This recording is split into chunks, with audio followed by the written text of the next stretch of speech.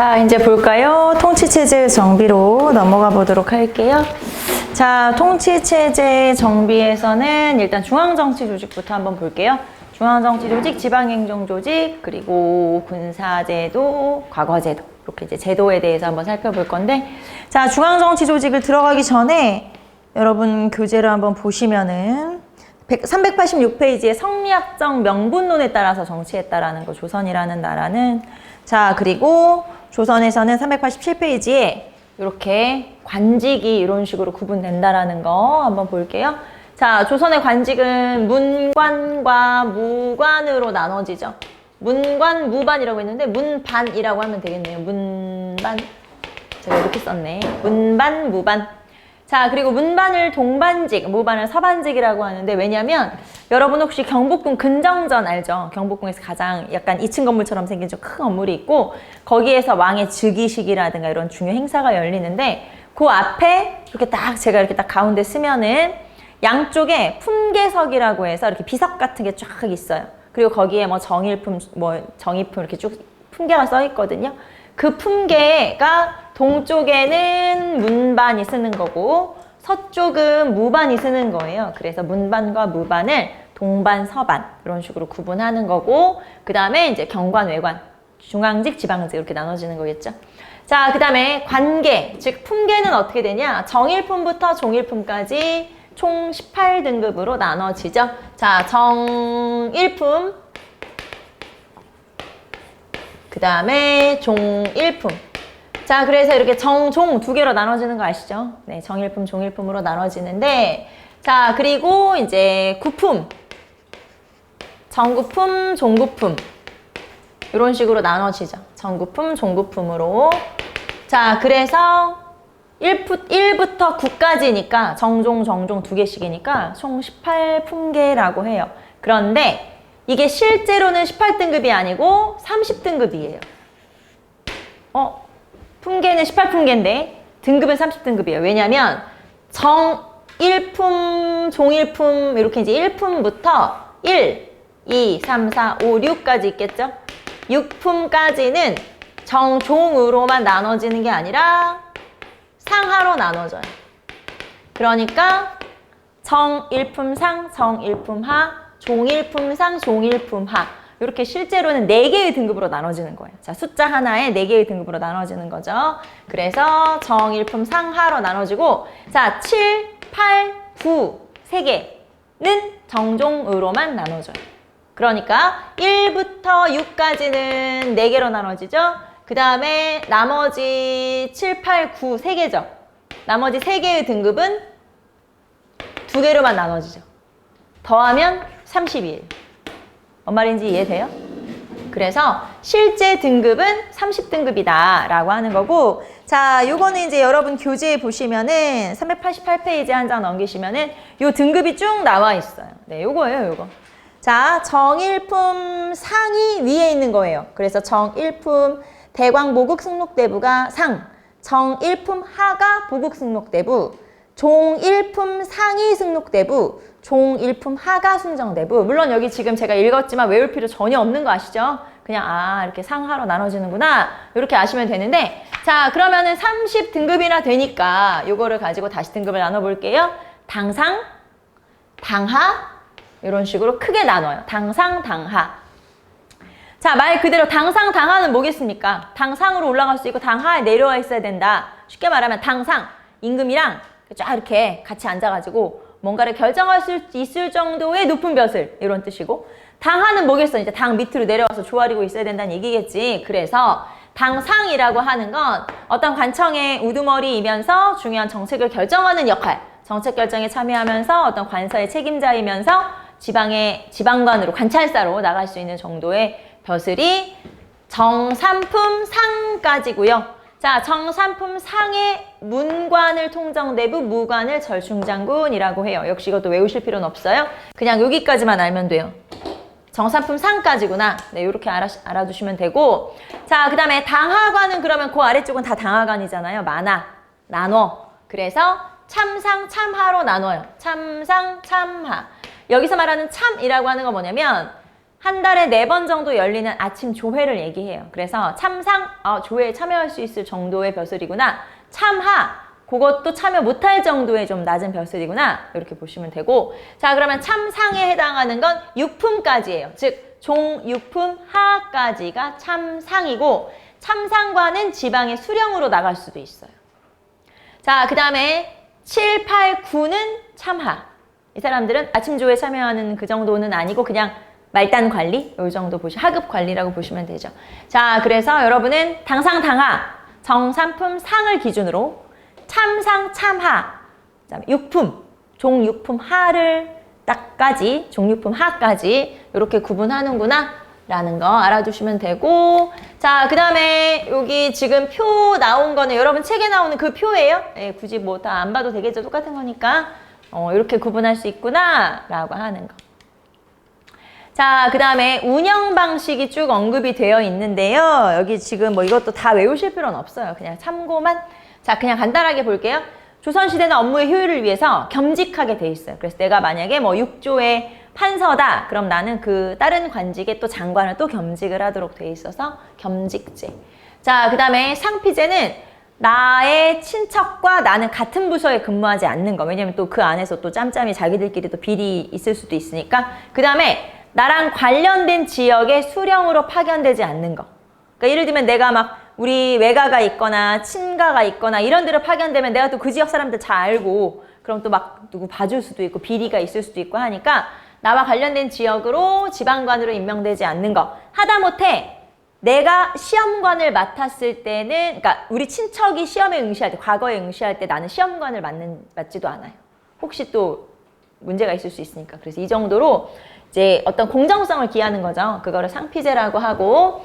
자, 그 다음에 행수제. 이거는 제가 체크는 해놨지만 요즘은 시험에 잘 안 나와요. 왜냐면 조금 어려운 개념이기 때문에 예전에 7급 시험이나 이런 데는 가끔 행수제가 언급됐었는데 요즘 그렇게 많이 시험에 나오진 않아요. 좀 내용이 어렵기 때문에. 자, 볼게요.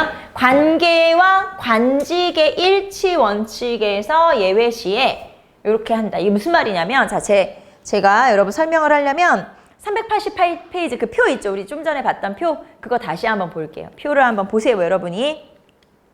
자, 이게 공무원 등급표라고 보시면 돼요. 나는 등급이 정해져 있는 거야. 내가 만약에 정삼품이다. 내 공무원 등급이 정삼품인 거예요. 그러면은 나는 정삼품 상이다. 그럼 나는 통정대부겠지. 이런 식으로 내 공무원 등급의 표가 나는 등급이 정해져 있는 거죠. 즉 관계가 있는 거예요. 그런데 나라에서 나를 임명을 할 때 꼭 나를 그 정삼품이 가야 되는 그 벼슬만 줄 수는 없잖아요. 여러 가지 운영상. 그러면 나는 내가 가진 어떤 등급보다 더 높은 벼슬을 할 수도 있고 내가 가진 등급보다 낮은 벼슬을 할 수도 있어요. 그러니까 나한테 예를 들면 뭐 무슨 어떤 차관 자리가 주어졌는데 이거는 나 정도가 갈 수 있는 게 아니고 나보다 더 높은 사람이 가야 되는데 내가 어떻게 하다 보니까 내가 임명이 된 거야. 또는 어떤 벼슬을 받았는데 나는 여기 가기에는 내가 좀 높아. 등급이 높아. 하지만 운영상 그렇게 될 수밖에 없었어. 그러면 그런 것들을 표시를 해주는 거예요. 자, 관계라는 건 품계예요. 품계 내 공무원 등급. 그 다음에 관직은 벼슬이에요. 요거를 일치해야 되는데 거기서 어긋날 때, 운영상 어긋날 때, 자, 계고 직비 행, 계비 직고 수라고 하잖아요. 이게 무슨 말이냐면 품계는 높은데 직책이 낮을 때는 행이라는 표현을 붙여주는 거예요. 관직의 이름 앞에다가. 그 다음에 품계는 낮은데 직책이 높아. 그러니까 내가 좀 높은 자리로 간 거야. 그러면 수라는 걸 붙여주는데 이렇게 말하면 백날 말해도 뭔 말인지 모르니까 예를 들어서 자, 종일품 숭정대부를 정이품에, 그러니까 나는 이 등급인 거예요. 그런데 나한테 벼슬을 줬어, 나라에서. 근데 나한테 정이품을 준 거야. 원래 정이품 자리가 가야 되는데 나는 종일품이잖아. 나는 높은데 낮은 등급으로 간 거야. 그럴 경우에는 행을 붙여주는 거예요. 이 사람은 품계는 높은데 직책이 낮은 거예요 라는 걸 표시를 해주는 거죠. 그래서 숭정대부, 이게 이제 종일품이죠. 행, 이 사람은 낮은 등급을 갔어. 이조판서, 이런 식으로 이름을 붙여줘서 표시를 해주는 거예요. 이 사람이 품계가 높은데 직이 낮은 걸로 갔는지 아니면 반대인지 이런 거를 표시를 해주는데 이런 걸 행수제라고 그래요. 그래서 여러분이 그냥 요런 게 있구나 정도만 알아두시면 되고요. 자, 그 다음에 당상관이 6개월에 한 번씩 당하관의 고과 점수를 평가합니다. 왜 요즘도 내 상사가 내 고과 점수 주잖아요. 똑같아요. 그래서 6개월에 한 번씩 고과 점수를 주는 거 고과제. 그 다음에 이 사람을 자를 것인가 승진시킬 것인가를 결정하는 걸 포평제라고 해서 지금하고 똑같아요. 6개월에 한 번씩 고과 점수 주고 승진이나 좌천을 결정하는 거를 고과와 포평이라고 하고요. 자, 그 다음에 신분에 따라 승진이 제약돼요. 예를 들면 뭐 서울 같은 경우는 정 3품까지밖에 못 올라간다든가 이런 식으로 정해져 있다. 그런 걸 한품서용이라고 하고, 자, 그 다음에 대가제라고 해서, 자, 만약에 내가 이제 고위 관리인데 나한테 나라에서 이제 자꾸 포상을 줘서 나한테 품계를 올려주는 경우가 있는데, 품계를 이렇게 계속 올려주다 보면 당상관들이 많아지잖아요. 근데 나라에서는 당상관이 많으면 그 사람한테 맞게 뭔가 직책도 해줘야 되고 대우도 해줘야 되니까 이런 품계를 쉽게 말하면 내가 포상으로 받은 품계를 내가 계속 받는 게 아니라 자식한테 물려줄 수도 있는 거예요. 쉽게 말하면 우리 아버지가 충무공 이순신이야. 근데 우리 아버지가 공을 쌓았어. 근데 우리 아버지가 이미 공이 높아. 등급이 높아. 그러면 그 높은 등급을 나한테 조금 나눠줄 수도 있다 이 말이죠. 그래서 여기 보시면 별도로 부과된 품계를 아들이나 동생에게 부과를 해요. 그럼 나는 이제 아직 과거 시험에 합격을 안 했어. 나는 공무원이 아니야. 그래도 나는 이미 예비 공무원인 거예요. 그러니까 명예직을 받게 된 거나 마찬가지예요. 공무원 등급표에 내 이름이 올라가 있는 거야, 이미. 왜냐면 나는 별가를 받아서, 대가를 받아서. 그래서 이런 식의 경우도 있다. 그러니까 별도로 부과된 품계를 자식에게 줄 수도 있구나. 그래서 이런 좀 특이한 제도라고 볼 수 있죠. 그래서 어쨌든 이런 식의 운영제도가 있었다라고 하는 거고, 자, 이제 오늘 배울 포인트는 이거겠죠. 이번 시간에 중앙정치조직 한번 보도록 할게요. 자, 보시면은 지금 관청들이 쭉 나와 있고, 시험에는 뭐가 나오냐? 이거 물어보겠죠. 관청의 기능. 네, 기능을 물어보겠죠. 그래서 각 관청의 기능들을 보시면 되고요. 자, 이제 우리는 이렇게 한번 쓱 보고 조금 더 자세히 보도록 할게요. 자, 의정부부터 볼게요. 자, 의정부에서 제일 높은 사람, 영의정이죠. 그래서 영의정은 지금의 국무총리쯤 된다고 보시면 되겠죠. 자, 의정부는 영의정, 좌의정, 우의정이 모여서 국가 중요한 일을 결정하는 곳이다. 삼정승이라고 하죠. 영의정, 좌의정, 우의정이 삼정승이 모여서 국가 중요한 일을 결정하는 곳인데, 의정부라고 하는 건 원래 뭐가 의정부가 된 거냐면 도평의사사가 의정부가 된 거고, 도평의사사는 고려 전기에는 도병마사였어요. 자, 그러면 도병마사라고 하는 거 우리가 뭐라고 배웠냐면 고려 독자적인 기구다. 그러면 고려 독자적인 기구였던 도평의사사가 의정부가 된 거니까, 자, 그럼 의정부는 중국에는 있어 없어? 없어요. 고려 독자적이었으니까 이게 그대로 이어진 거잖아요. 고려 독자적이었으니까 조선 독자적인 관청이구나. 맞아요. 중국에는 없는 우리나라에만 있는 이런 독자적인 관청이다. 이해돼요? 자, 그리고 우리가 막 삼국시대에 뭐 화백회의, 정사회의 막 이런 거 배웠었던 거 기억나요? 그런 것처럼 고려시대의 고위관직, 즉 귀족들이 모여서 회의하던 기구가 도병마사면 조선시대의 고위관리들이 모여서 회의하던 기구가 의정부인 거예요. 그래서 회의기구이면서 중요한 정책을 결정하는 기구구나. 이렇게 보시면 되죠. 자, 그 다음에 6조. 6조의 가장 높은 사람 판서. 왜? 드라마 보면 맨날 2조 판서, 병조 판서 나오지 않아요? 네, 판서. 자, 그러면 6조는 뭐냐? 이호, 예, 병, 형, 공, 조. 네, 이렇게 이제 각 분야별로 행정 집행을 담당하고요. 자, 보시면 2조는 문관의 인사. 그리고 호조는 재정. 그 다음에 예조는 교육, 외교, 과거. 자, 그 다음에 병조는 국방, 형조는 법률, 재판, 그리고 공조는 토목공사. 그래서 각각 역할을 나눠서 하고, 그 다음에 이런 2조, 그 다음에 예조 이런 관청 밑에는 여러분 한 장 넘기시면은 390페이지. 거기 보시면은 속사와 속아문이라고 되어 있어서 요 아래에 또 많은 관청들이 있는 거예요. 예를 들면 우리 국방부, 지금 국방부 밑에 병무청 있는 거 알죠? 병무청에 군대 가는 사람들 막 그 신검도 하고 하는 거 병무청이잖아요. 말하자면 국방부 밑에 병무청이 있는 것처럼 2조 밑에 관청들이 있다. 이게 이제 속사와 속아문이라고 보시면 돼요. 뭔 말인지 알겠죠? 행정의 효율을 위해서 관련된 관청들이 그 밑에 하부 관청들이 많이 만들어졌다. 그래서 여러분 여기에 나오는 뭐 2조 밑에는 뭐가 있고 뭐 병조 밑에는 뭐가 있고 나오는데 물론 외울 필요는 없어요. 그냥 우리는 속사와 속아문이라는 게 있구나 정도만 알아두시면 되겠죠. 자, 그 대신 요건 알아야 돼요. 2호 예병 형공조의 역할 정도는 우리가 기억을 하고 있어야 되겠죠. 자, 그 다음에 왕의 비서기관이 승정원. 승정원의 높은 사람이 도승지예요. 그래서 여러분 혹시 그 영화 봤어요? 광해. 광해 영화 봤어? 이병헌 나오는?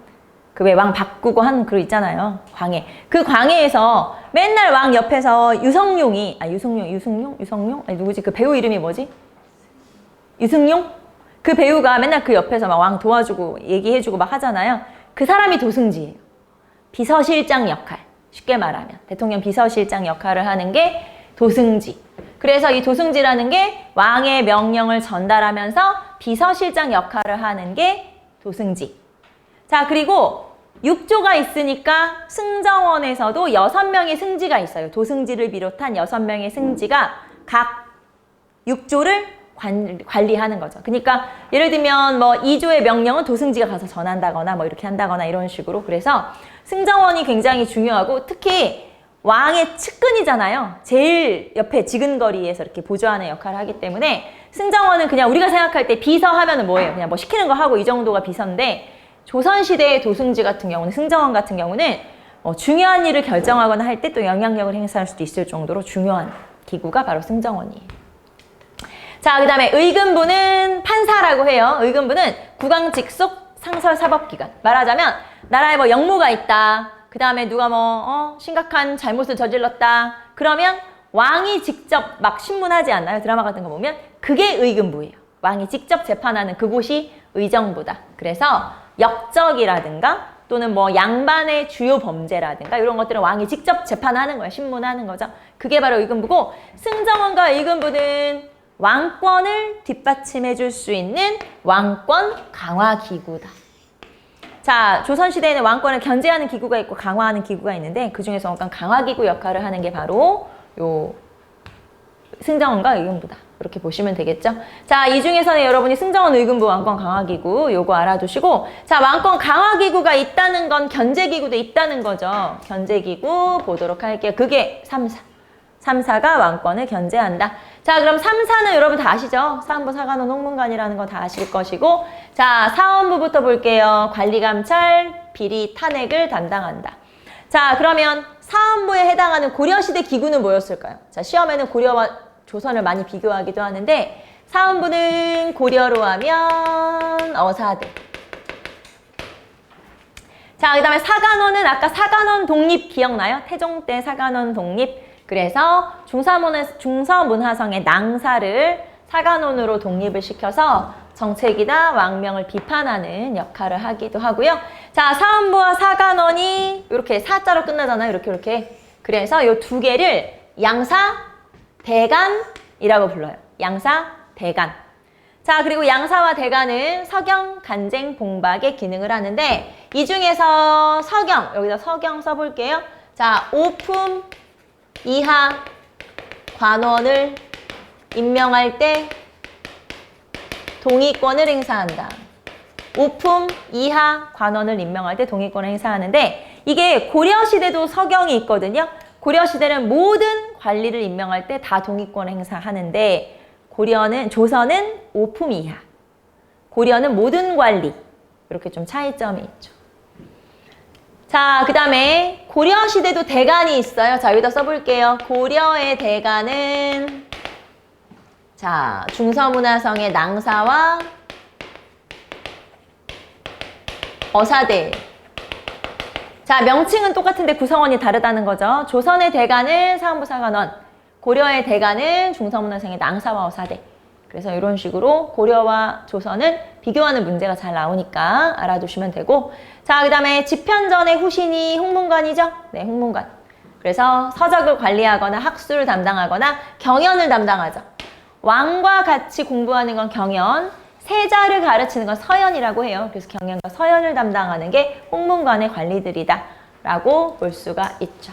자, 그 다음에 사관이라고 해서 여러분 책에 보시면은 390페이지 왼쪽에 성균관, 예문관, 교서관, 승문원에서 나와 있고요. 자, 그 다음에 여기 나와 있는 사관은 여러분 예조의 속 아문, 예조의 속 아문을 한번 보세요. 예조의 속 아문을 보시면 승문원, 교서관, 그리고 성균관, 홍문관 이런 관청들이 언급이 되어 있죠. 언급이 되어 있나요? 이해되죠? 예조의 밑에 있는 중요한 관청들이에요. 그래서 제가 여기다 특별히 이렇게 이제 빼놓은 거는 시험에 이런 기구들의 기능도 물어보거든요. 그래서 여러분 체크해 두시라고. 알겠죠? 지금 이거 어디 나와 있다고요? 예조의 속 아문에 나와 있다는 거. 이해돼요? 자, 390페이지 예조의 속 아문에 보시면 여기 나와 있는 관청들이 언급돼 있습니다. 여기서 이제 여기 없는데 하지 마시고 여기 책에 나와 있다는 거. 자, 그러면 예문관부터 볼게요. 왜 이렇게 내려갔니? 이게 제가 컴퓨터로 제 걸로 봤을 때 이게 이렇게 안 내려가거든? 근데 희한한데 여기 오면 내려간다? 밑에서 누가 끌어당기나. 자, 예문관은 임금의 교지를 작성하는 역할을 해요. 교지는 명령이죠. 교지를 작성하는 역할을 하고, 교서관은 서적의 간행과 관리를 담당해요. 그러니까 왕실 출판사라고 보시면 돼요. 교서관은 출판사. 그 다음에 승문원은 대외 문서와 외교 문서를 담당해요. 외교 문서를 작성하는 게 승문원. 성균관은 설명 안 해도 되죠? 최고 교육기관, 대학교니까 최고 교육기관. 자, 예문관은 교지, 교서를 작성하고, 승문원은 외교 문서, 교서관은 왕실 출판사. 이렇게. 그래서 시험에는 이거 막 바꿔서 내기도 하니까 체크는 한번 해두세요. 물론 사헌부, 사관원, 홍문관 이런 게 더 잘 나오죠, 시험에는. 하지만 이런 것들은 이제 다음 중 기관의 기능을 올바르게 연결한 것을 골라라. 뭐 이런 식의 문제들이 출제될 수 있으니까 알아두시면 되겠죠. 자, 그래서 여기는 대간, 그 다음에 양사, 대간, 양사, 사헌부, 사관원, 홍문관. 아, 그리고 왕권 강화기관이 어떤 거고 견제기관이 어떤 건지 체크 한번 해보세요. 왕권 강화는 승정원 의금부, 왕권 견제는 3사. 사헌부, 사관원, 홍문관 3사. 이렇게 알아두시면 되겠고, 그 다음에 기타, 나머지는 한성부, 한성부는 지금의 서울시청, 네, 판유는 서울시장, 이렇게 보시면 되겠죠. 그래서 서울의 행정과 치안을 담당하는 역할, 춘추관은 역사편찬, 그리고 상서원은 옥새, 옥새 알죠? 이렇게 왕의 도장 같은 거 있잖아요. 그런 것 등을 관리하는 기구. 그래서 나머지 기구들도, 아, 상서원에 여러분 어디 나오냐면 2조의 속 아문에 나와요. 자, 2조의 속 아문에 상서원 나오니까 체크만 해주시면 되겠고, 자, 그 다음에 여기 나온 김에 병조로 내려가 보세요. 병조의 속 아문으로 가볼게요. 병조의 속 아문 중에서, 아니 병조 아니고 형조의 속 아문 중에서 장례원, 노비문서와 또는 노비에 관련된 소송을 담당하는 기구가 장례원이에요. 그래서 그런 것들도 가끔 언급될 수 있으니까 한번 봅시다. 자, 그 다음에 지방행정조직으로 가볼게요. 여러분 교재 393페이지. 자, 여기는 지금 제가 지도를 체크를 해놨는데 요 지도, 자, 여러분 책에 나오는 그 지도죠. 보시면 각 도별로 체크가 돼 있어요. 전국을 조선시대 이렇게 8도로 나누고, 그 다음에 이 8도는 여러분 예전에 우리가 OT에서 잠깐 했었지만 각 지역의 중심지의 이름을 붙여가지고 나온 거 알죠? 전라도는 전주와 나주, 경상도는 경주와 상주, 이런 식으로. 그래서 주요 도시의 이름을 이렇게 붙여가지고 도의 이름을 만들었다. 자, 전국을 이렇게 8도로 나눴다는 거 봐두시면 되겠고, 자, 그 다음에 이제 여기가 우리 지금 배울 내용들을 좀 정리해 놓은 거예요. 여러분 거기 나와 있는 393페이지 맨 위에 표랑 똑같은 건데 약간 모양만 조금 다른 거죠. 전국을 8도로 나누고 거기에 각 지역의 또 부목군현으로 지역의 크기에 따라 구분을 하고, 그 다음에 그 아래에는 면리통이 있고요. 왜 지금도 면리통 있잖아요. 똑같아요. 면리통이 있고, 자, 그 다음에 요 부목군현에 파견된 사람들을 수령이라고 하고, 그리고 그 수령을 보조하는 향리가 있고, 자, 그 다음에 그 지방 양반들이 만든 유양소가 있고, 그 유양소를 통제하는 경제소가 있고, 이런 식으로 조직이 이루어져 있다. 이제 우리는 요 하나하나 따로 한번 정리를 해볼 거고요.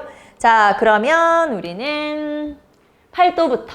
자, 여기에서 뭐가 중요하냐? 누구를 파견했냐가 중요해요. 요 관찰사, 수령. 누구를 파견했는지가 중요해요. 자, 전국을 8도로 나누고, 8도는 뭐 아시죠? 함경도, 평안도, 뭐, 그 다음에 황해도, 강원도, 전라도, 경상도, 충청도 이런 식으로 나누잖아요. 자, 전국을 8도로 나누고 여기에 관찰사를 파견한다. 관찰사는 다른 말로 감사, 방백 뭐 이렇게 표현하기도 하는데, 자, 여기는 종 2품 이상을 파견해요. 앞에서 우리가 당상관 기억나요? 정산품 상 이상은 당상관이라고 했죠. 자, 그 중에서 종 2품 정도를 각 지역의 도지사, 지금으로 하면 도지사겠죠? 도지사로 파견을 한다. 자, 그리고 가명에 상주한다라는 표현이 나와 있는데 이게 무슨 말이냐면 가명이 도청이라고 보시면 돼요. 상주는 거기 가서 살아야 된다라는 뜻이고요. 무슨 말이냐면 자, 여기 고려시대는 각 도에 안찰사를 파견했었는데 안찰사는 임시 순찰직이었잖아요. 자, 내가 만약에 안찰사로 파견된다. 그럼 나는 내려가 살아야 돼? 아니, 한 바퀴 삥 돌고 가면 되는 거예요. 그래서 그러면 상주하지 않아요? 네, 여기는 상주하지 않아요. 상주직이 아니라는 거예요. 안찰사는. 그런데 관찰사는 상주직이죠. 내가 임명되면 내려가 살아야 돼. 근데 뭐 오래 살진 않아요. 임기 1년이니까. 임기 1년 정도는 그 지역의 도지사 내려가서 살아야 되고 자, 그러면 나는 도청에서 근무하겠네? 도청이 감영이라는 거죠. 알겠죠? 그래서 감영에서 도청이 있고 거기서 근무하는구나. 자, 그 다음에 관찰사는 수령을 감찰하는 권한을 가져. 감찰이 뭐겠어? 감시하고 관리하고 그런 역할이죠. 수령을 감찰하고 행정 다스리고 사법 재판하고 군사 지휘권을 갖고. 알겠죠? 그래서 자, 행정, 사법, 군사, 감찰권을 갖는다. 가끔 시험에 이렇게 물어봐요. 행정, 사법, 입법권을 갖는다. 입법이 뭐예요? 입법은 법을 만든다는 뜻이죠. 자, 그러면 관찰사가 법을 만듭니까? 아니요. 그래서 입법권은 아니에요. 알겠죠? 가끔 이거 그냥 우리가 쓱 넘어가면 그냥 맞는가 보네 이렇게 하고 넘어갈 때가 있어. 입법은 아니에요. 입법은 법 만든다는 뜻이에요. 입법은 아니고 감찰, 행정, 사법, 군사권을 갖는다. 자, 군사권을 갖는다고 했으니까 병마절도사와 수군절도, 그러니까 도군의 지휘관이라는 뜻이에요. 병마절도사나 수군절도사를 겸직하고 군사 지휘관을 겸직하고 수령을 지휘 감독한다. 그게 감찰권이죠. 자, 그러면은 팔도에는 도지사 관찰사를 파견하고 그러면 각 지역에는 부목, 군, 현으로 나눠요. 이건 지역의 크기에 따라 나눈 거예요. 부가 제일 크고 목, 군, 현 이렇게 이제 나눠지는데 자, 부에는 부윤, 그 다음에 도부에는 부사, 그래서 부에는 그냥 부윤, 부사, 그 다음에 목에는 목사, 군에는 군수, 현에는 현령, 현감 이렇게 쭉 파견하는데 각 지역의 크기에 따라서 자, 그러면 이 사람들을 다 합쳐서 뭐라 그래요? 합쳐서 한마디로 수령이라고 그래요. 수령은 우리 다른 말로 드라마나 영화에서는 사또, 원림이라고 부르는 그런 인물이 바로 수령이죠. 자, 그러면 수령은 종 2품에서 종 6품까지 현령, 현감이 종 2품이고요. 부윤, 부사가 종 2품이에요.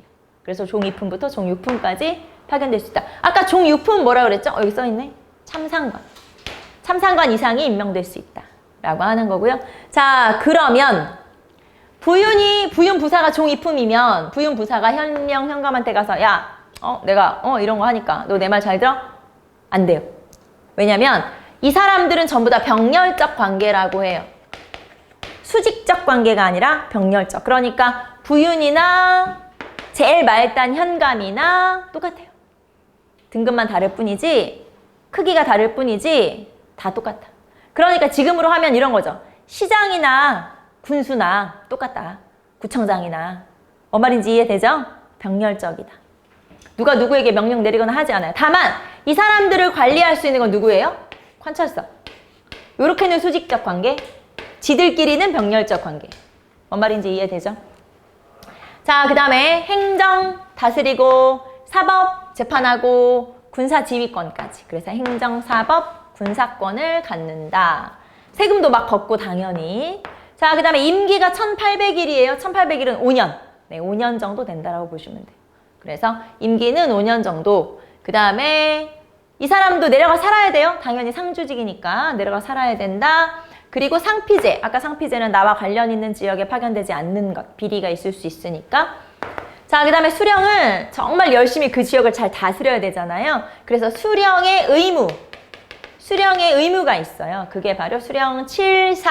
여기 보시면 농상성, 호구증, 학교흥, 부역군, 군정수, 사송간, 간활식. 그래서 여러분 책에 나와요. 394페이지 보시면은 수령 7사. 전에 몇 년 전에 한 2년 전인가? 시험에 요거 수령 7사를 제시하고 다음과 관련, 물론 수령 7사라는 명칭은 안 나왔겠죠, 시험에. 다음과 관련된 직책에 관해서 골라라. 네, 수령에 관해서 물어보는 문제가 있었어요. 자, 농사를 성하게 하고 인구를 늘리고 학교를 발전시키고 세금을 뭐 균등하게 하고 뭐 이런 거죠. 다. 그래서 이런 식으로 수령 7사가 있다는 거 한번 읽어보시고, 자, 그 다음에 유수부라고 해서 서울을 방어하기 위한 네 군데의 뭐라 그래야 돼? 요 특수한 지역이 있어요. 그게 유수부라고 해서 도성을 방비하기 위해서, 그러니까 서울 주변에 4개의 지역이 있어요. 그래서 개성, 강화, 수원, 광주. 경기도 광주, 전라도 광주 아니고, 그래서 이런 식으로 요 4개의 지역은 서울을 수호하는, 방어하는 역할을 하는 유수부라고 하는 게 있다. 시험에 그렇게 잘 나오진 않아요. 시험에 잘 나오는 건 요 2개. 관찰사랑 수령을 알아두시면 돼요. 여기서는 관찰사, 수령 중요하다. 자, 그 다음에 또 중요한 거 향리. 자, 수령은 그 지역에 파견된, 그러니까 이렇게 보시면 되죠. 왕을 대신해서 그 지역을 다스리기 위해서 수령을 임명을 하는 거예요. 수령이 파견이 되는 건데, 자, 여러분 고려시대랑 한번 비교해 보시면 고려시대는 지방관이 파견된 지역, 지방관이 파견되지 않은 지역, 이런 것들을 구분을 할 수가 있었어요. 기억나죠? 그런데 고려시대에서 이제 조선으로 넘어가면서 속현이 사라져요. 속현이라는 건 지방관이 파견되지 않은 지역이어서 향리가 실질적으로 지배했던 지역이거든요. 그런데 속현이 사라지면서 이제 조선시대는 모든 부목 군현의 지방관이 다 파견돼요.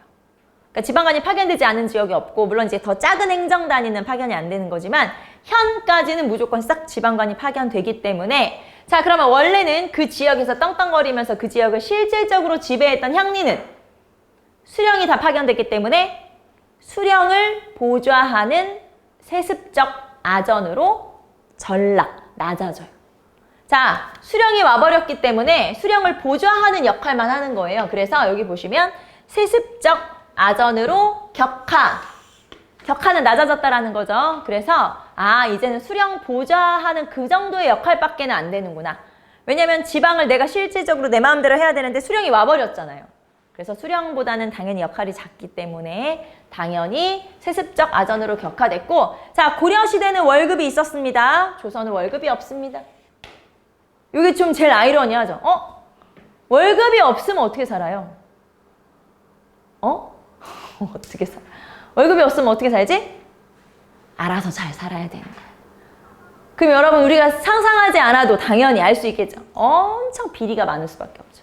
그리고 뭔가 이제 막 내가 그 지역에서 영향력을, 그러니까 월급만 없다 뿐이지 내가 막 이 지역에서 뭐 영향력을 행사하면서 막 몰래 비리도 좀 저지르면서 살짝 그리고 막 주변에서도 눈 감아주고, 왜냐면 월급이 없으니까. 자, 그런 식으로 문제가 생길 수밖에 없는 거죠, 당연히. 자, 그 다음에 문과 응시가 제약. 물론 문과 응시가 금지된 건 아니에요. 제약이에요. 쉽게 말하면 향리의 자식은 과거 시험 볼 수 있냐? 고려시대는 당연히 있었고 당연히 문벌귀족까지 올라갈 수 있었는데, 조선시대는 향리의 자제는 시험을 보기가 어려워졌어요. 왜냐면 수령의 허락을 받아야 되는데 수령이 웬만하면 허락을 안 해주거든. 그렇기 때문에 과거 응시가 좀 어려워졌다. 자, 어쨌든 여기서는 이 정도까지만, 뭐 과거 응시곤 헷갈리니까 여러분 이 정도까지 무보수고 세습적 아전으로 전락, 격하, 낮아졌구나. 이렇게 알아두시면 되고요. 자, 그 다음에 면리통. 지금도 있죠. 면리통 제도가 있다. 이 지역은 그 지역 사람들이 알아서 관리하는데, 여기 보시면 지금으로 하면 이제 면장, 리장, 뭐 이 정도 통주 이 정도 되겠죠. 통장, 뭐 지금으로 하면. 그래서 이렇게 있고, 자, 이것만 알아두시면 되겠네요. 오가 작통제. 오가 5집을 묶어서 1통으로 관리한다. 이런 뜻이에요. 오가 5집을 1통으로 관리해서, 자, 이런 거죠. 오가작 통제를 실시한다는 건 다 통제하겠다. 약간 이런 의미여서 오가작 통제를 강화한다. 그러면 이렇게 통제가 좀 더 심해지는구나. 이렇게 보시면 되겠고요. 자, 그러면 서울에서 수령이 파견되고 수령을 중인인 향리가 보좌하는, 도와주는 역할을 한다. 보좌하는, 모시는 역할을 한다. 자, 그러면 그 지방에 살고 있는 양반들도 있을 거 아니에요. 지방 양반들 중심으로 구성한 걸 유향소라고 그래요. 자, 유향소라는 건 그 지방 양반들. 자, 말하자면 수령이라는 사람은 상피제 적용을 받기 때문에 어차피 우리 지역에 와도 우리 지역에 잘 몰라. 그래서 그 지역 양반들이 도와줘야 돼. 정치를 하는 걸 도와줘야 돼. 다스리는 걸 도와줘야 돼. 수령은 양반이니까 좀 레벨이 맞는 그 지역 양반들이 좀 도와줘야 되겠지. 그렇게 해서 양반 도와주면서 향리가 비리는 없는지 감시하면서 그 지역에 자치를 하면서 이런 기구가 요양소예요. 그래서 향촌 자치기구라고 알아두시면 되고, 자, 양반들로 구성된 향촌 자치기구이면서 요 양반들이 이제 자신들끼리 하나의 조직이니까 직책을 나눠 갖는 거죠. 그 직책이 좌수, 별감이에요. 처음에는 조선 초기에는 자기들끼리 선출을 했었고, 나중에는 조선 후기 가면 수령이 임명을 해요. 수령권이 세지기 때문에 수령이 임명을 하기도 하는데 좌수와 별감이라고 그래요. 자, 그래서 이 좌수 별감이 있고, 자, 양반들이 모인 거잖아요. 그러니까 양반들끼리 모여서 자기들끼리 명단도 만들고 향안, 규칙도 만들고 향규, 자기들끼리 자신들의 권익을 위해서 회의도 해요. 향회. 그래서 요 유향소와 관련된 것들이에요. 향규, 향안, 그다음에 향회. 이런 것들은 아, 이거 유향소 양반들이 모여서 회의도 하고 규칙도 만들고 하는구나. 이렇게 보시면 되고, 자, 그리고 유향소가 또 너무 마음대로 하면은 또 문제가 생길 수 있잖아요. 그래서 이 유향소를 통제하면서 연락기관으로 삼는 게 경제소예요.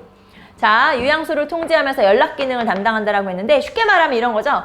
서울에 있는 고위관리가 자기 출신 지역의 요 유향소를 통제하기도 하고 연락하기도 하는 그런 걸 경제소라고 하고, 이 경제소라고 하는 건 선조 때 폐지됐거든요. 선조 때 폐지되고 나서 유향소의 이름이 향소나 향청으로 바뀌었어요. 그래서 향소나 향청, 유향소가 다 같은 거고, 그 다음에 이 통제하는 연락기구의 역할을 하는 게 경제소.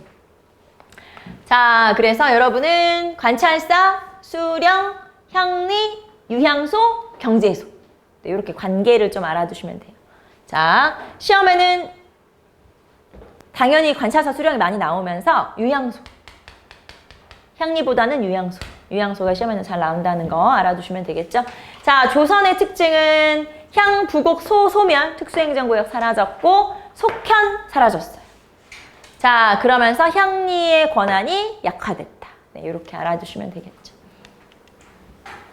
자, 그 다음에 이제 군역제도, 군대로 갑시다. 군역제도. 자, 봅시다. 군대. 자, 군대는 누가 가냐? 16에서 60세까지의 양인 남자가 군대를 가는데, 여기 보시면 양인 개병제라고 했잖아요. 자, 개, 모두, 병, 병사다 라는 뜻이에요. 양인 개병제는 모든 양인은 병사다. 자, 그럼 양인이라는 게 뭐냐면 양반, 중인, 상민을 다 양인이라고 합니다. 상민 중에서는 농민, 장사하는 상인, 물건 만드는 수공업자까지. 자, 원래는 그럼 이 사람들이 전부 다 군대를 가야 됩니까? 네, 가야 돼요. 원래는 그래요. 원칙은 양인개병제인데 문제는 이 사람들이 실제로 군대를 가냐? 아니요. 면제받아요. 자, 여기 보시면 면제.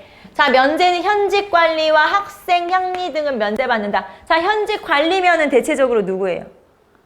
양반이거나 중인이에요. 학생은 누굴까요? 양반이거나 중인이에요. 그럼 결국에는 모든 양인들, 즉 16에서 60세까지의 남자들 중에서 천민 빼고 다 군대를 가야 된다고 했지만 실제로는 양반과 중인들은 군대를 안 가네? 안 가요. 향리도 중인이니까 빼고. 자, 그러면 이 중에서 상민은 군대를 가야 되겠지, 평민은? 근데 이 중에서 상인, 장사하는 상인은 상세를 따로 냅니다. 군대 안 가요. 장사해야지. 그 다음에 수공업자는 그 대신 물건 만들어야지. 그래서 이 사람은 따로 부역을 해요. 자, 그러면 결국에는 누가 군대를 가요? 힘없고 백없고 돈 없고? 네, 농민들이 군대를 가죠. 그래서 여기 보시면 농병일치제라고 써있죠. 농사와 농민과 병사는 군사는 일치한다 라는 뜻이에요. 아, 결국에는 누가 군대를 가냐? 농민이 가는구나.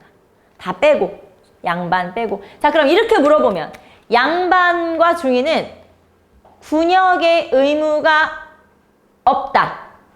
맞아요? 없는 거야? 면제된 거야? 면제된 거지. 그쵸? 없는 게 아니야. 군역의 의무는 있어. 가야 돼. 근데 면제되는 거지. 알겠죠? 양반이나 중인은 군역의 의무가 없는 게 아니에요. 면제될 뿐이지.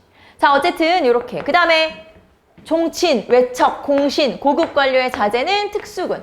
자, 우리는 이렇게 말하면 좀 그렇지만 아직까지 대한민국에서 고위직 자제들은 군대에 안 가는 경우가 많잖아요. 그런데 조선시대는 군대를 가요. 물론 특수군으로 간다는 거, 장교 같은 걸로 간다고 볼 수 있죠. 물론 그렇긴 하지만 어쨌든 간다. 자, 노비는 군역의 의무가 없어요. 네, 노비는 군역의 의무가 없다. 네, 노비는 군역의 의무가 없다. 자, 그 다음에 군대는 이렇게 구성이 됩니다. 보법, 세조 때. 세조. 요즘은 참 제가 역사 선생으로서 그래도 내가 이걸로 밥 벌어먹고 사는데 요즘 너무 많은 얘기들이 나와가지고 머리가 아파요. 머리가 아파. 뭐라고 할 말도 없고. 독립운동가들 요즘 뉴스 보면 막 많이 나오잖아요. 제가 진짜 너무 스트레스를 받아요. 막 그런 얘기들이 나오고 하니까 내가 진짜 이렇게 그래. 그래가지고 제가 이제 촬영 같은 거 이제 스튜디오 가서 촬영도 하고 하는데 이제 정치색을 드러낼 수는 없잖아요. 수업 시간에. 그렇긴 하지만 근데 너무 이제 열이 받은 거야. 그래가지고 홍범도가 나왔어.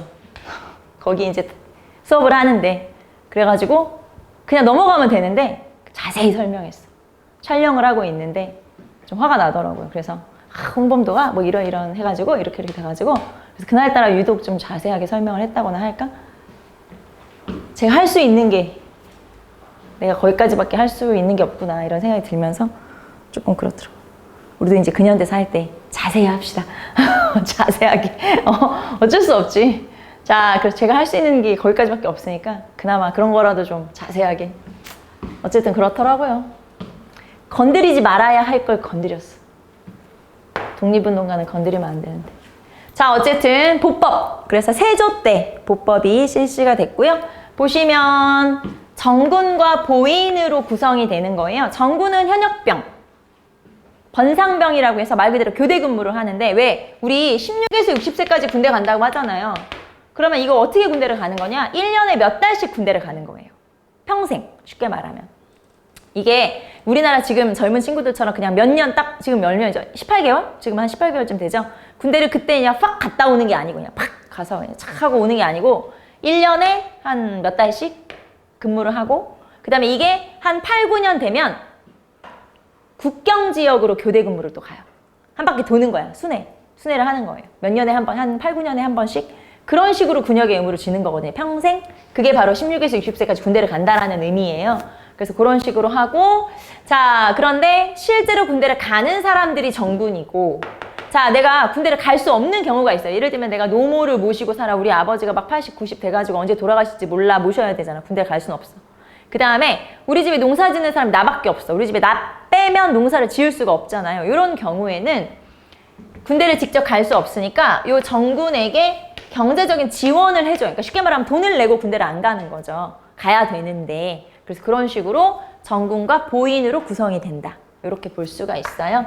자, 그래서 이런 식으로 보법이라고 하는 게 운영이 됐었다. 자, 여기서는 여러분 되게 복잡하게 생각하실 필요 없이 그냥 원칙은 양인계병, 그 다음에 면제, 이거 면제된다라는 거, 그 다음에 보법. 특히 보법을 중심으로 알아두시면 되고 보법은 아까 어느 왕 때 실시됐다고 했냐면 세조. 이게 시험에는 중요하죠. 자, 그 다음에 여기 되게 흐리게 나왔는데 어쨌든 조선의 군사 조직이고 자, 우리는 중앙군, 지방군 중심으로 이렇게 볼 거예요. 한번 봅시다. 뒤에 넘어가서 중앙군. 자, 중앙군은 5위. 그래서 수도 방어와 국궁궐 방어와 수도 경비를 담당하는데 중앙군이니까 자, 여기 보시면 의흥이, 용양이, 호분이, 충무이, 충자함이 나오는데 실제로 여러분 시험에 5위가 뭐냐 골라라 이런 문제는 없어요. 그냥 조선 정기 군대가 뭐야? 중앙군이 뭐야? 5위. 이렇게만 알아두시면 돼요. 자, 그리고 5위는 어느 왕 때 만들었냐? 세조. 요건 알아둬야 되겠죠. 아까 보법, 세조, 5위, 세조. 다 세조 때 만들었다. 자, 그래서 요거 따로 안 외우셔도 된다는 거. 뭐 흥이, 뭐 용양이, 호분이, 충무이, 충자이 안 외우세요. 자, 그 다음에 특수병, 번상병. 번상병이 아까 그 정병, 정군을 말하는 거예요. 그래서 이런 식으로 구성이 된다. 자, 중앙군은 5위. 자, 그러면 중앙군은 5위면 자, 지방군은 뭐냐? 자, 여기도 뭐 왕실과 왕을 직접 호위하는 친위 부대 같은 거예요. 뭐 내삼, 내금이, 우리미, 겸사복 등등. 보시면 드라마나 이런 거 보면 내금이 뭐 수장 뭐 이런 거 나오지 않아요? 그런 직책이라고 보시면 돼요. 안 외워도 돼요. 그래서 아, 그냥 이런 게 있구나. 자, 그 다음에 지방군은 영진군. 자, 요게 중요하겠죠. 지방군은 영진군인데 영진군은 뭐냐면 병영, 수영이 있어요. 병영, 수영. 자, 병영, 수영이 뭐냐면 육군, 수군. 병영은 육군, 수영은 수군. 그러니까 예를 들면 여기가 경상도라고 칠까요? 경상도. 자, 경상도는 수군이 중요할까요? 육군이 중요할까요? 수군이 좀 더 중요하지 않겠어? 왜냐면 일본이 바로 밑에 있으니까. 그럼 여기에는 수영이 2개 있는 거예요. 그러니까 이 지역에 따라서 여기는 육군 방어가 중요하다. 그럼 병영이 2개 있고 수영이 하나만 있다. 뭐 이런 식으로. 뭔 말인지 알겠죠? 그때그때 지역에 따라서 이렇게 이제 2개 있을 수도 있고 1개 있을 수도 있고 하는데 경상도 같은 경우는 수영이 2개죠, 당연히. 아, 들어봤지? 좌수영, 우수영 들어보지 않았어? 그렇게. 좌수영, 우수영. 전라 좌수사, 우수사 뭐 이런 거 들어봤잖아요. 그런 거예요. 그래서 그런 식으로 이렇게 2개로 나눠진다라고 하는 거. 자, 그게 영진군이에요. 수영, 병영이 뭐 이제 2개씩 있거나 1개씩 있거나. 자, 보시면 각도의 병영과 육군과 수영, 수군이 있다. 자, 그 다음 중요한 건 이거. 이게 바로 진관체제와 재승방약. 자, 진관체제와 재승방약은 제가 여기다 넘겨볼게요. 왜냐면 이 다음에 나오거든요.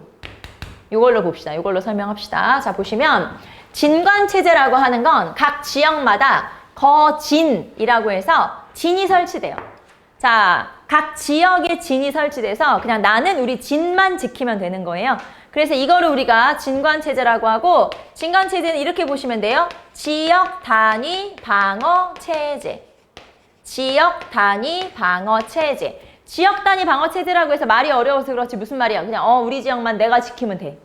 내 지역만 내가 지키면 돼. 우리 지역만 지키면 된다. 지역 단위 방어 체제. 자, 그런데 언젠가 이제 이런 얘기가 나오는 거죠. 그러면 만약에 대규모의 적이 쳐들어오면 이거 어떻게 막을 건데? 요 진에서 더 대규모의 적이 쳐들어오면 막을 수 있어? 막기 어렵지. 조그만 하니까. 그러면 대규모의 적이 쳐들어오면 어떻게 할 거냐? 그래서 재승방약 체제로 바꾼 거예요. 자, 요거는 세조 때 실시됐었어요. 그러다가 명종 때, 16세기 명종 때 을묘외변이라는 사건을 계기로 해서 재승방약으로 바뀌었는데, 그럼 재승방약은 뭐냐? 자, 각 지역, 요 이제 거진이라는 게 있었잖아요. 각 지역에 있는 군대를 약속된 지역으로 모이도록 하는 거예요. 그러니까 원래는 각 지역에 거진이 있잖아요. 그 군대들을 자, 만약에 적이 쳐들어왔어. 약속된 장소가 있어. 야, 여기로 다 모여. 싹 모이는 거죠. 그래서 약속된 장소로 모여서 서울에서 지휘관이 파견돼요.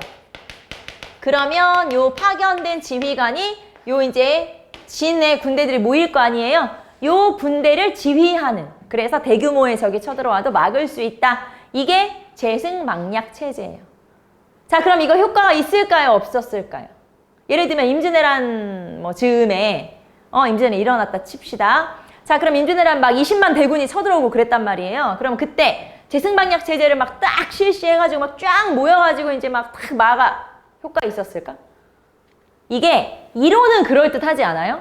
그런데 문제는 자, 예를 들면 여기로 모여야 되는데 모이기 전에 이미 왜군이 와가지고 싹 지나가버렸어. 다 초토화시키고 지나가버렸어. 그럼 어떻게 돼?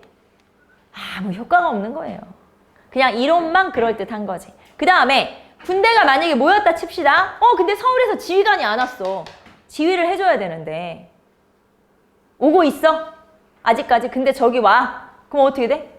아무 효과가 없는 거예요. 쉽게 말하면 이게 재승방약이 이론은 되게 그럴듯하지만 이론은 되게 그럴듯하지만 실제로는 별다른 효과는 없다. 그래서 나중에 임진왜란이 일어났을 때 차라리 이거보다 지역이라도 잘 지키는 게 낫지 않냐? 진관을 다시 복구시켜요. 임진왜란이 일어났을 때 임진왜란 중간에 진관을 복구시키게 돼요. 차라리 저게 낫다. 자기 지역이라도 열심히 지키는 게 훨씬 낫지. 이러다가 이제 자기 지역도 못 지키고 대규모 적도 못 막고 엉망이 돼버리는 거잖아요. 그래서 이런 식으로. 자, 그래서 다시 앞으로 갈게요, 제가.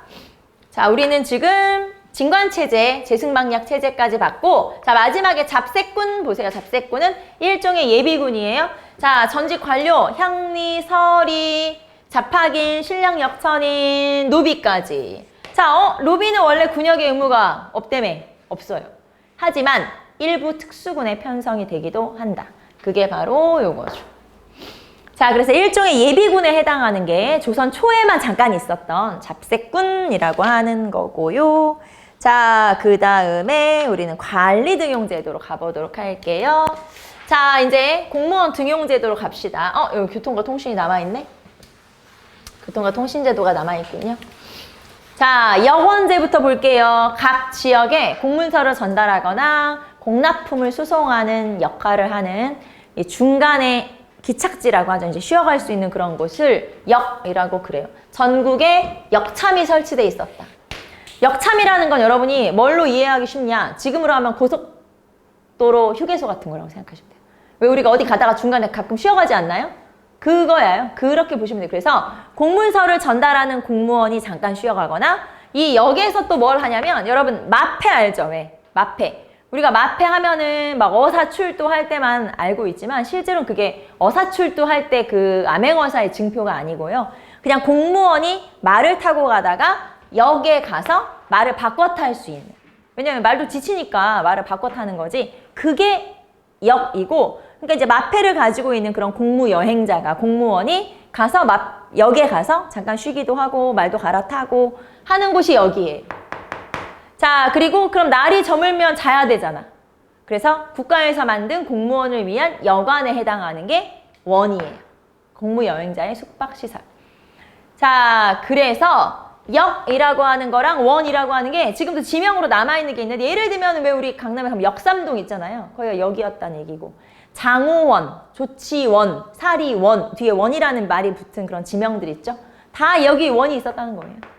그래서 그런 식으로 알 수가 있고 자, 그래서 이제 이거는 여권제, 교통과 관련된 거고 자, 그 다음에 봉수제는 지금으로 하면 전화나 인터넷 같은 거죠. 소식을 전달하는 거고 저기 전라남도부터 경상도 전라도부터 저기 한경도까지 전부 다 산마다 봉수대가 있었어요. 그래서 여기 보시면 전국에 한 620여 개의 봉수대가 있어서 자, 봉수대가 여러분 사진에 나오는 400페이지에 나와 있는 그런 거. 그러니까 여기다가 불을 피우던지 연기를 올리던지 하는 거예요. 그래서 낮에는 연기를 올리고 밤에는 불을 피워서 소식을 전달하는데 이게 각 지역마다 5개씩 있거든요. 봉수대가.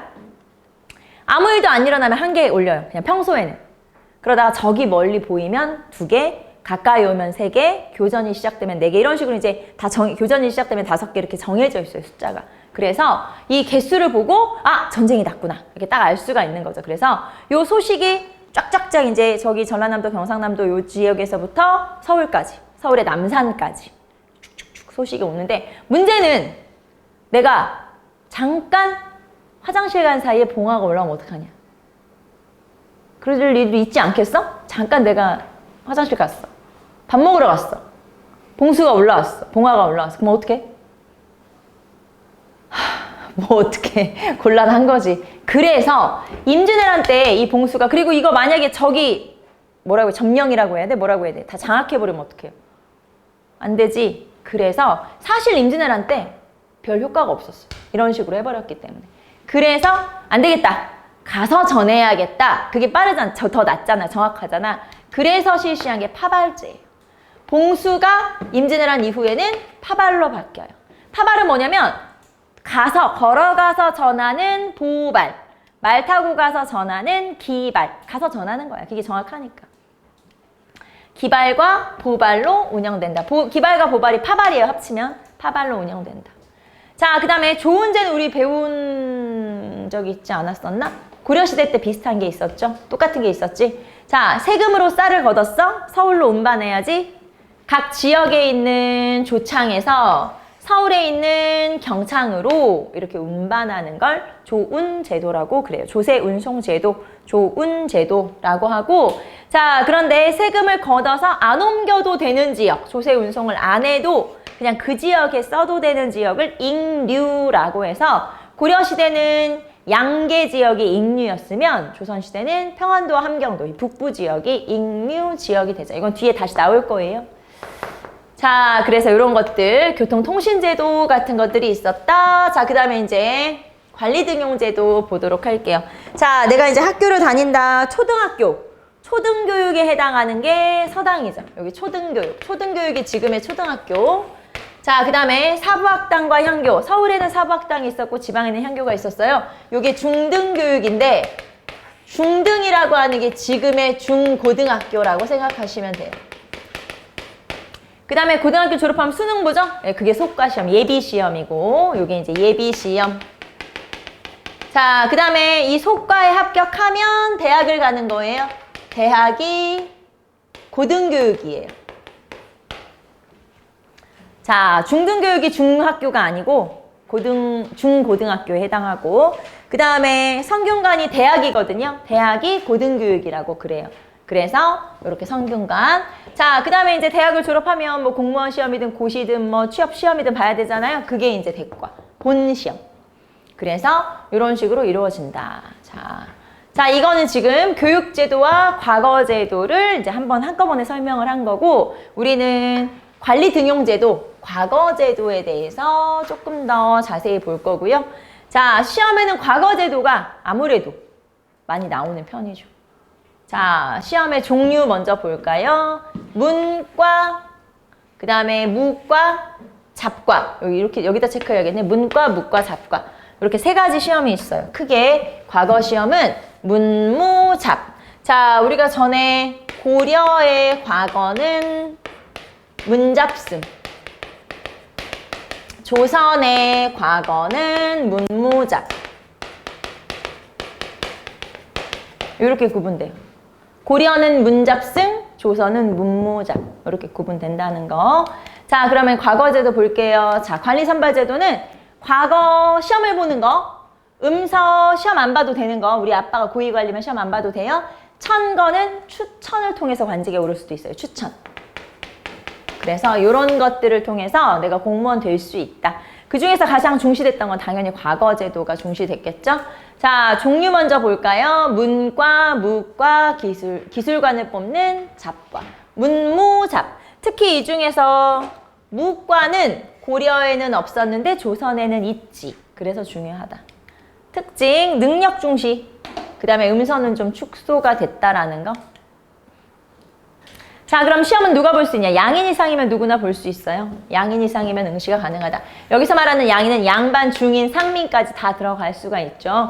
그런데 당연히 문과는 양반이 주로 볼 것이고 잡과는 주로 중인이 보겠죠. 그래서 백성들이 사실 왜 우리가 공부 열심히 해가지고 과거 시험 봐가지고 백성인데 양반이 될 수 있냐? 이론적으로는 가능하지. 하지만 먹고 살아야 되는데 농사 지어야지, 세금 내야지, 군대 가야지 어렵겠죠. 그래서 실제로는 어렵고, 여러분 과거 시험을 여기 보시면 뭐 당하관 이하는 현직관리도 응시가 가능하다는 것도 한번 봐두시고, 자, 그 다음에 시험을 볼 수 없는 사람들이 있어요. 여기 보시면 자, 서얼, 탐관오리의 아들과 제가녀의 아들과 손자. 이 사람들은 문과 응시가 금지되어 있어요. 자, 이 중에서는 사실 서얼을 좀 알아두시면 되는데, 자, 봅시다. 서얼은 문과 응시가 금지되어 있다. 자, 서얼은 그러면 문과 응시가 금지되어 있다고 하는데, 자, 만약에 제가 이렇게 썼다고 봅시다. 서얼은 관직 진출이 금지되어 있다? 맞아요? 서얼은 관직 진출이 금지되어 있는 걸까요? 문과 응시가 금지된 걸까요? 그럼 이건 무슨 말이냐? 관직 진출이 금지된 건 아니라는 거죠? 뭐만 안 되는 거예요? 문과만 안 되니까 문관이 될 수는 없다는 거예요. 그러면 무과 시험 볼 수 있어요? 볼 수 있어요. 그 다음에 잡과 시험 볼 수 있죠? 그럼 기술관은 될 수 있어요? 당연히 될 수 있죠. 이해됩니까? 다시, 서얼은 문과만 안 되는 거예요. 문관만 안 되는 거예요. 무관이나 기술관은, 왜냐면 무과나 잡과는 볼 수 있으니까 가능하냐? 가능하죠. 여기 보시면 무과나 잡과는 가능하기 때문에 문관만 안 되는 거지 무관이나 기술관은 괜찮다. 알겠죠? 이렇게 알아두시면 돼요. 자, 그 다음에 시험은 몇 년에 한 번 보냐? 3년에 한 번 봐요. 3년에 한 번 시험 보는 게 원칙이긴 하지만 3년은 텀이 너무 기니까 중간중간에 시험이 많아요. 여기 보시면 뭐 왕실에 큰 행사가 있다, 증광시, 또 다른 뭐 기쁜 일이 있다, 별시, 그 다음에 성균관 유생, 요 알성시라는 거 성균관 유생들만 보는 시험이거든요. 성균관 유생을 대상으로 하는 알성시, 백일장 등등 이런 부정기 시험, 비정기 시험들이 존재한다는 거. 자, 그래서 시험은 3년에 한 번 본다. 그리고 양인 이상 본다. 설은 문과는 안 된다. 이렇게 보시면 되겠죠. 자, 그러면 문과, 무과, 잡과 순서대로 한번 볼게요. 자, 이제 문관이 되는 시험인데, 자, 문관이 되는 시험은 속과는 예비시험이라고 보시면 돼요.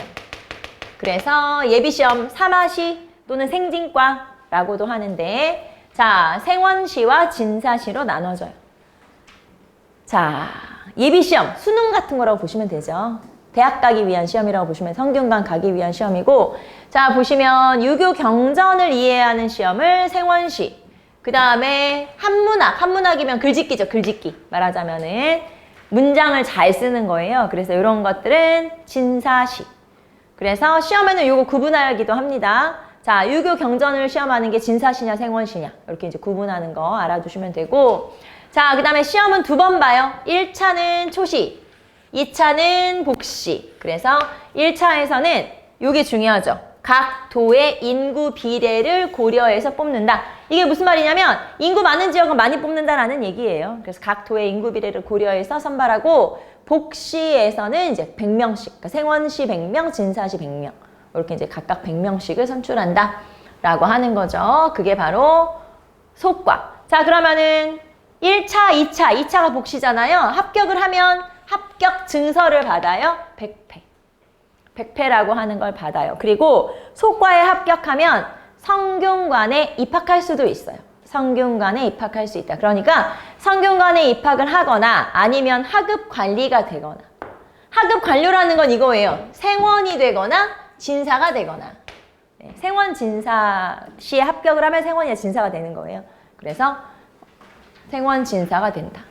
자, 성균관 대학에 가거나 아니면은 생원이나 진사가 되거나, 그래서 속과 시험. 자, 그리고 나서 이제 내가 성균관에 입학해가지고 공부를 했어요. 몇 년 공부를 했어. 그리고 나서 성균관 졸업, 그 다음에 공무원 시험. 이게 이제 대과 시험이잖아요. 대과 시험 볼게요. 자, 절차는 초시, 복시, 전시. 자, 그러니까 속과에서는 2번, 대과에서는 3번, 초시, 복시, 전시. 이렇게 시험을 보는 거죠. 자, 그리고 초시에서는 또다시 여기 보시면 각 도의 인구 비례를 고려해서, 자, 몇 명 선발까지 안 해도 돼요, 여러분. 초시에서는. 자, 그런데 이거는 알아야 돼요. 복시에서는 33명을 뽑는다. 요 숫자 33명, 요 숫자는 알아야 돼요. 그리고 사실상 내가 만약에 2차 시험인 복시까지 합격하잖아요. 나는 합격이나 마찬가지고, 시험 한 번 더 보잖아. 내 시험 한 번 더 보는데, 이거는 떨어뜨리는 시험이 아니고 임금 앞에서 시험을 봐. 그리고 임금이 이제 문제를 내기도 해요. 출제하기도 하는데, 자, 이렇게 시험을 봐서 순위만 결정하는 거예요. 그러니까 33명을 딱 놓고 여기서 탁 시험을 봐지. 임금이 낸 주제를 가지고 시험을 봐서 요 시험에서 잘 쓰면 너는 장원. 이렇게 이제 순서를 뽑는 거예요. 그래서 순서가 장원을 한 명 뽑고, 그 다음에 갑을 병으로 나누어서 이제 등급에 따라서 이제 공무원 등용을 하는 거죠. 그래서 이런 식으로 하는 거고, 자, 만약에 장원을 하잖아요. 장원이 1등인 거 알죠? 장원급제하게 되면 9품, 8품, 7품 없이 6품으로, 종 6품으로 바로 승진. 알겠죠? 그래서 이렇게 봐. 그리고 이제 여기는 안 나오지만 막 어사화, 어사주 이런 거 받아요. 임금으로부터 막 이렇게 막 머리에 막 알죠? 이렇게 막 꽃 달린 관 같은 거 막 쓰고 행차도 하고, 그 다음에 임금이 내리는 술도 막 받고 그렇게 하죠. 그래서 이렇게. 그 다음에 합격자에게는 홍패를 지급해요. 홍패 합격자. 자, 속과에서는 100패를 받는다는 거, 대과에서는 홍패를 받는다는 거. 다르니까 이거 좀 구분하시고. 자, 33명 기억하시고. 자, 그 다음에 무과로 갈게요. 자, 무과에서는 속과 없어요. 예비시험 따로 없고. 그 다음에 초시, 복시, 전시 똑같은데 복시에서 28명을 선발해요. 자, 문과에서는 33명, 무과에서는 28명. 숫자가 다르니까 숫자를 좀 기억하시면 되겠죠.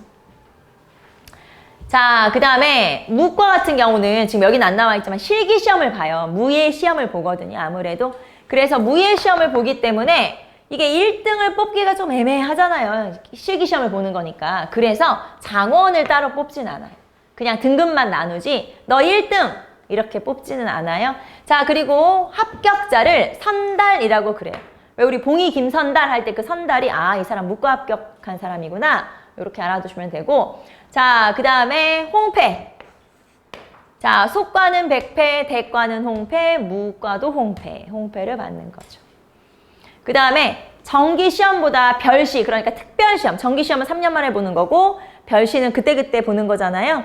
별시에서 훨씬 많이 뽑아요. 왜냐하면 별시는 그 인원들이 필요해서 뽑는 거기 때문에 훨씬 더 별시가 인원을 많이 뽑는. 여기는 뭐 30, 끽해봤자 28명이지만 별시는 훨씬 많이 인원을 뽑기 때문에 별시에서 많이 뽑는다. 이런 것도 좀 특징이라고 볼 수 있고, 그 다음에 홍패냐 백패냐 이것도 구분 좀 하시면 되겠죠. 근데 이제 여러분 이렇게 기억하시면 되는 게 2차 시험까지 있잖아요. 초시복시 2차까지 있으면 백패. 초시복시 전시까지 3차 시험 보잖아요. 그럼 홍패라고 보시면 돼요. 그래서 굳이 이거 안 해도 되고, 아, 1차, 2차 초시복시가 있는 속과는 백패. 그 다음에 초시복시 전시가 있으면 홍패. 이렇게 연상하시면 되겠죠. 자, 그래서 문과, 무과 한번 살펴봤고, 그 다음에 잡과 봅시다. 자, 잡과는 기술관을 선발하는 시험이죠. 자, 그래서 여기 보시면 의과, 역과, 율과, 음양과 같은 이렇게 관청에서 보거든요.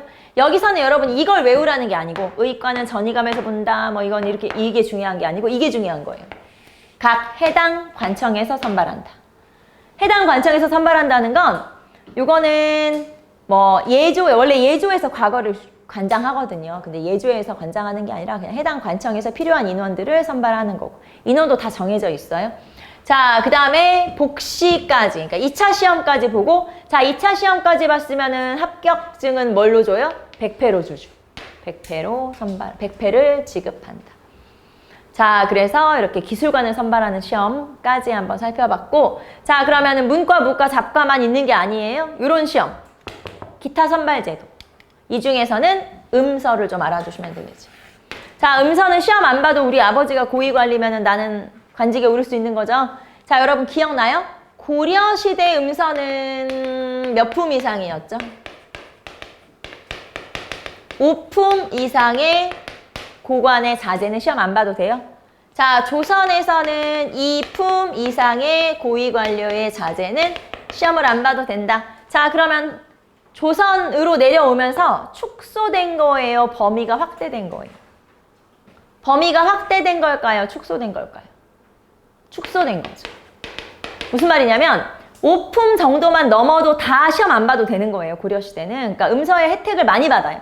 그런데 조선에서는 2품 이상이잖아요. 장관 정도 돼야 시험 안 볼 수 있기 때문에 당연히 훨씬 더 음서 혜택을 받는 사람이 조금인 거죠. 축소된 거죠. 그래서 여기서는 2품 이상이라는 거 기억하시면 되고, 자, 그리고 또 하나, 고위직 승진은 불가능합니다. 고려는 내가 음서로 관직에 올랐어? 아무 상관없어요. 자, 고려 같은 경우는 오히려 음서로 등용된 사람이 더 많아요. 고려 같은 경우는 혜택을 많이 줬으니까. 그런데 조선에서는 줄어들었을 뿐만 아니라 높은 데 올라갈 수가 없어요. 너 음서야? 음서 출신이야? 안 되네? 이런 식으로. 알겠죠? 자, 그럼 내가 만약에 음서를 통해서 관직에 올라서 내가 고위관직까지 올라가려면 나는 어떻게 해야 될까요? 어떻게 해야 나는 고위직에 올라갈 수 있을까? 과거 시험을 또 봐야 돼. 어차피 과거를 봐야 된다 이 말이에요. 과거 더 중요하니까. 자, 그 다음에 특별 채용 시험이 취재라고 했죠. 취재는 뭐라고 기록이 되어 있냐면 나이가 많거나 재주가 부족한 사람들에게 간단한 시험을 통해서 하급 관리를 양성하는 거예요. 그래서 이런 하급 관리를 선발하는 취재, 간단한 시험을 통해서. 그 다음에 서리를 선발하는 시험을 리과라고 그래요. 서리 선발 시험. 서리는 뭐냐면 중앙관청의 하급 관리. 서리는 중앙이나 지방의 하급 관리를 말하는데, 자, 이 사람들의 시험에는 훈민정음 과목이 들어있었어요. 국어 시험이 있었다는 얘기죠. 하다못해 언문 시험이 있었다는 얘기죠. 그래서 이렇게 국어 시험이 있었다. 자, 그 다음에 추천을 통해서 관직에 오르는 제도도 있어요. 이게 바로 천거. 자, 천거는 중종 때 조광조의 건의에 의해서 실시된 현량과라고 하는 게 대표적이에요. 사림들을 등용하려고 하다 보니까 이렇게 현량과라고 하는 게 실시가 됐었다. 라는 거 알아두시면 되겠죠. 자, 그래서 관리 등용 제도까지 한번 보시고, 책에 보시면은 뭐 홍패나 백패나 이런 것들 쭉 나와 있고, 여러분 교재 403페이지 보시면은 뭐 임기제, 인사, 고과 이런 거 앞에서 했었죠. 아까 고과제, 포편제 했었잖아요. 그래서 그런 것들 있으니까 한번 읽어보시면 되겠고, 자, 이렇게 해서 여러분하고 중앙정치조직, 지방행정조직, 과거제도, 군사제도, 군사조직까지 한번 쭉 살펴봤어요. 자, 이제 점심 먹고 와서 우리는 사화, 붕당, 임진왜란 이런 것들 한번 쭉 보도록 할게요. 자, 점심 맛있게 드시고 이따 봅시다.